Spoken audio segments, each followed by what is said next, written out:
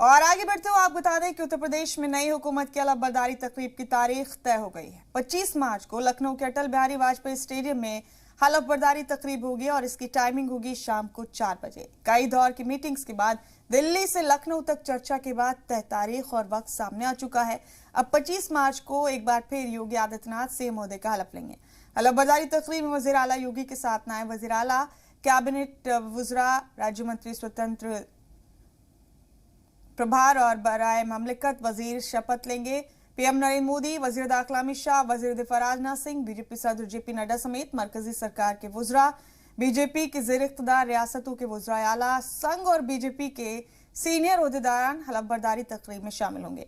योगी cabinet की हलफबरदारी तकरीब में बसपा सुप्रीमो मायावती, समाजवादी पार्टी के बानी मुलायम सिंह यादव, समाजवादी पार्टी के सदर अखिलेश यादव, कांग्रेस की कौमी सदर सोनिया गांधी, जनरल सेक्रेटरी प्रियंका गांधी समेत हिज़्ब-उल-इख्तिलाफ जमातों के लीडरान को भी मदऊ किया जाएगा।